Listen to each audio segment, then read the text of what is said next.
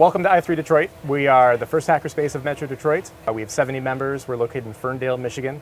And there were 10 founding members. 2 of them are right here, myself, Nick Britsky, and Russ Wolfe, our first president and founding member. Yep. I'm Russ Wolfe, ex-president of i3 Detroit, also a founding member and current member of i3 Detroit. Hackerspaces are really a community organization. A lot of people were building things in their basement, building things in their garage, and they might not have access to cool things like the MakerBot, CNC plasma cutter, laser cutter.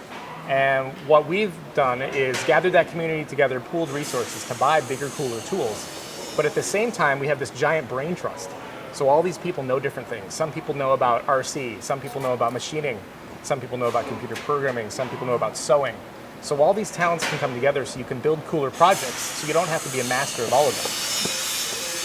This was built for the Red Bull Creation Challenge, and a bunch of hackerspaces and artists were invited to send a team of 4 people. They were given 72 hours and a big pile of junk, something that could move a person. So given the materials at hand, this is what we came up with. It's called the Squiggle Trike.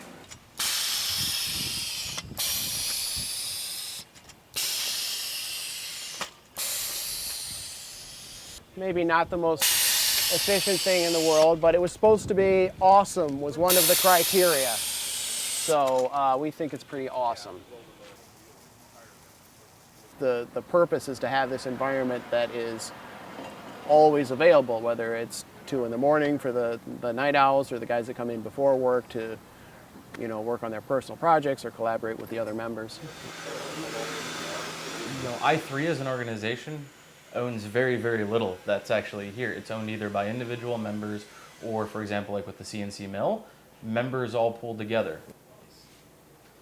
And our group seems to be really, really good at doing that. People seem to be very open, like, hey, I found this, I'm willing to kick in a couple $100, do we want, is anyone else interested? And usually you can always find members that are willing to pitch in the extra to get something like that here. There is no typical member. You can't stereotype it. Kind of like the typical member was like 25, 30 years old, male, nerdy, and now it's all over the place. We have members that are as young as 18, as old as 70.